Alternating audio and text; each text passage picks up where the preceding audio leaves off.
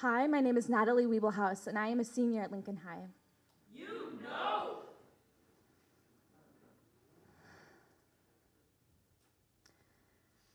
My father told me not to walk alone at night because the dark isn't safe for girls, statistically speaking.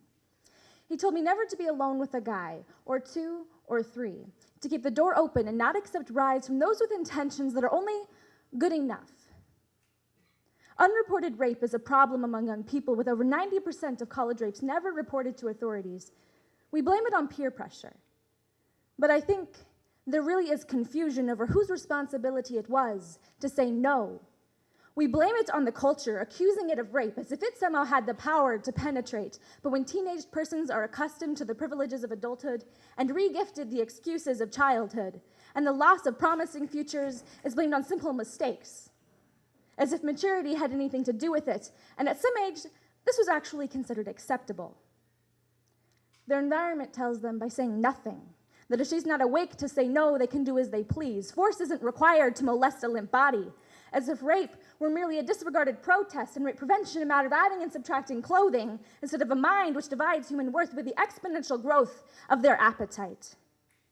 Maybe it's because all our conversations about sex are about abstinence and contraceptives, instead of respect and emotional health, as if the only side effect that matters is pregnancy, and the only damage done is to the victim. My father taught me to say no, and that I don't have to drink at parties, because I am responsible for myself, even when others neglect their moral duty.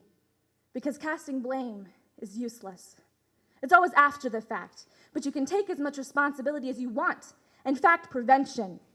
Malik Richmond and Trent Mays are owed an apology from their parents, their coaches, and their peers who said, boys will be boys, instead of saying no.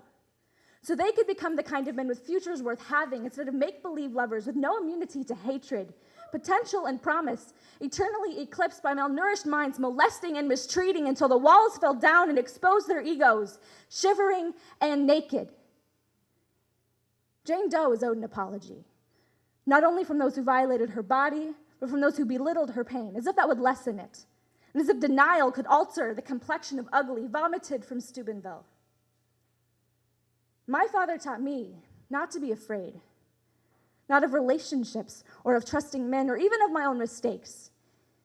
He taught me not to be afraid to tell the truth.